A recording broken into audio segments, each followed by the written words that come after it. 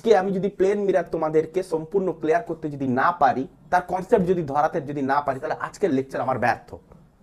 কেন বলছি যে প্লেন মিরার যেমনটাই সহজ তেমনটাই কঠিন, যে এখান থেকে নাম্বার তেমনটাই বেশি কাটা যায়। তো কনসেপ্ট ধরার চেষ্টা করতে হবে। প্লেন মিরারে যে সকল টপিকসগুলো জানবো, সেই টপিকসগুলো কি? ফার্স্টে হচ্ছে ডেফিনেশন। আমরা জানবো, তার সংজ্ঞা জানবো। সেকেন্ড হচ্ছে কি ইমেজ ফরমেশন প্লাস রে ডায়াগ্রাম। তো তারপরে আমরা জানবো প্রপার্টিস। তারপরে আমরা জানবো যে বোর্ড স্টাইলে কিভাবে লেখা হয়, বোর্ড স্টাইল।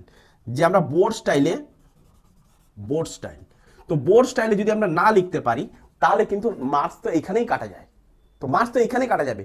তো সিম্পল টপিকস, ম্যাক্সিমাম ট্র্যাপ। তো আমরা এখানটায় দেখতে চলেছি কি, যে simple topics, plane mirror already simple, তো simple topic maximum trap equal to maximum trap. Clear?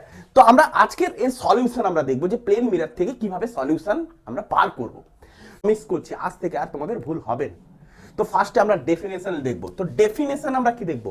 Simple derivation দেবো, ম্যাক্সিমাম মার্কস আমরা তুলে আনবো, একদম ফুল ক্রেডিট মার্কস আমরা তুলে নেবো। সিম্পল ডেরিভেশন কি না, প্লেন মিরার হলো যার রিফ্লেক্টেড তল সমতল, মানে তার সমতল রিফ্লেক্টেড তল, তার প্রতিফলক তলটা হবে সমতল, বেশি কিছু লিখতে যাবে না। যে ইমেজ ফরমেশন প্লাস রে ডায়াগ্রাম, তাহলে সিম্পল ডেফিনেশন দিলে একটা মার্ক তুমি এখান থেকে তুলে নিলে। ক্লিয়ার? এবারে সিম্পল ইমেজ ফরমেশন আর রে ডায়াগ্রামটা আমরা দেখে নেবো একসাথে। তো একটা প্লেন মিরার বানিয়ে নিলে কেমন হয়ে থাকবে? তার রিফ্লেক্টেড তল সমতল। ক্লিয়ার?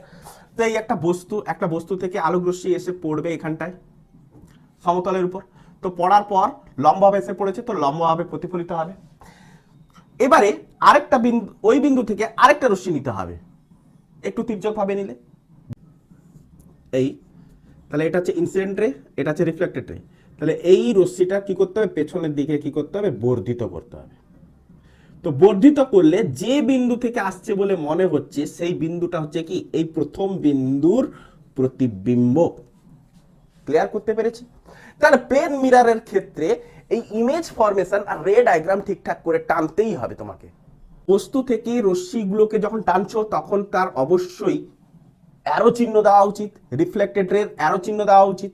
আর দুটো রে যে ডাইভার্স হচ্ছে, একে অপর থেকে দূরে সরে যাচ্ছে, তাদেরকে পেছনের দিকে যে বর্ধিত করছো, সে বর্ধিত অংশগুলোকে ডটেড দিয়ে প্রকাশ করা উচিত। তবে গিয়ে তুমি বোর্ডে কিন্তু সম্পূর্ণ মার্কস ক্রেডিট করতে পারবে। বোর্ড স্টাইলে যদি আমরা ভাবি, তাহলে কেমন করে ভাববো?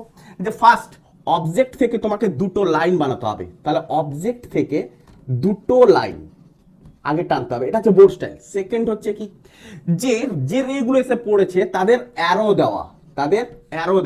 3 নম্বর হচ্ছে কি, প্রতিফলক তল কি হতে হবে? সমতল। এটা হচ্ছে ফার্স্ট পয়েন্ট হবে।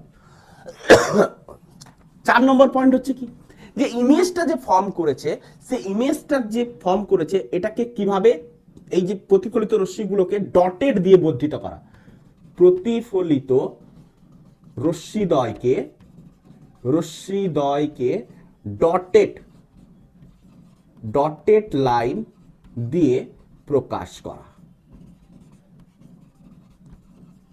ক্লিয়ার? 5 নম্বর হচ্ছে কি, যে বিন্দু থেকে আসছে বলে মনে হচ্ছে, সেই বিন্দুটা কোথায় তৈরি হয়েছে না, বিয়ন্ড মিরার, সমতল দর্পণের পেছনে।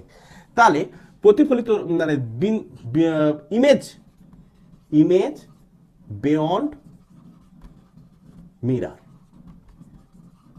তাহলে এই সকল পয়েন্টগুলোকে যদি আমি নির্দেশ করতে পারি, তাহলে প্লেন মিরার থেকে সম্পূর্ণ মার্কস আমার হাতের মুঠোয় চলে আসছে। আমি বলে রাখি যে good diagram equals to free mark. আমরা যদি একটা ডায়াগ্রাম যদি ঠিকঠাক দিতে পারি, তাহলে অবশ্যই মার্কস আমার হাতের মুঠোয়। তো প্রপার্টিজ দেখে নি। তো প্রপার্টিজে একটা সিম্পল পয়েন্ট একটা মনে রাখবে, VESLD। ভি কি না, ভি হচ্ছে ভার্চুয়াল। তো প্লেন মিরার সর্বদা ভার্চুয়াল অবজেক্ট তৈরি করে, ভার্চুয়াল ইমেজ তৈরি করে। ই কি না ইরেক্ট, মানে সোজা। এস কি না সেম সাইজ তৈরি করে, বস্তুর হাইট যা হবে প্রতিবিম্বের হাইটও তাই হবে। এল কি ল্যাটারাল ইনভার্সন, মানে পার্শ্বীয় পরিবর্তন, মানে সাইডের দিক থেকে কি হয় চেঞ্জ হয়ে যায়। লেফট সাইড মিরারে আমরা কি দেখি, লেফট হ্যান্ডকে আমরা মিরারে কি দেখি রাইট হ্যান্ড, আর রাইট হ্যান্ডকে মিরারে আমরা কি দেখি লেফট হ্যান্ড। তো এটা কি হচ্ছে পার্শ্বীয় পরিবর্তন। আর ডি হচ্ছে কি ডিস্টেন্স, যে মিরার থেকে অবজেক্টের ডিস্টেন্স যা হবে মিরার থেকে ইমেজের ডিস্টেন্স তাই হবে। Image distance equals to object distance. Clear?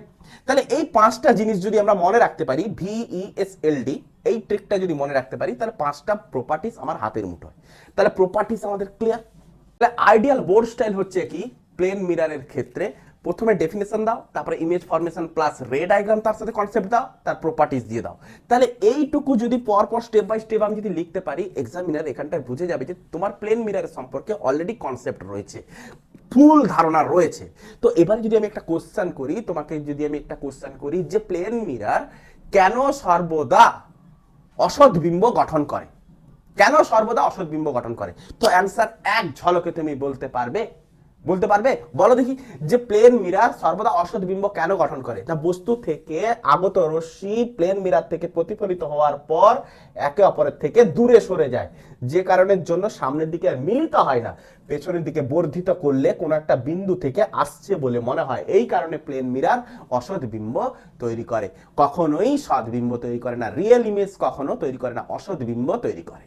তো আশা করছি যে তোমরা কতটুকু বুঝেছো, যতটুকু বুঝেছো। যদি আরো কিছু যদি তোমাদের এর থেকে জানার ইচ্ছে হয়, তাহলে অবশ্যই কমেন্ট করো যে কোন জিনিসটা তোমাদের জানতে ইচ্ছে হচ্ছে। তো কমেন্টে লিখো যে এই জিনিসটা স্যার পড়ান, এই জিনিসটা আমাদের জানতে ইচ্ছে হচ্ছে। তো আমি সেই টপিক্সের উপরে পুনরায় আবার ভিডিও করে তোমাদের সামনে হাজির করে দেবো। যতটুকু তোমরা বুঝতে পেরেছো আজকের ভিডিও থেকে, যতটুকু তোমরা বুঝতে পেরেছো তার সম্পর্কিত তুমি একটি লাইক, কমেন্ট ও অবশ্যই যদি চ্যানেলটি পড়া ভালো লেগে থাকে তাহলে অবশ্যই সাবস্ক্রাইব করবে। Best of luck, good afternoon, ধন্যবাদ।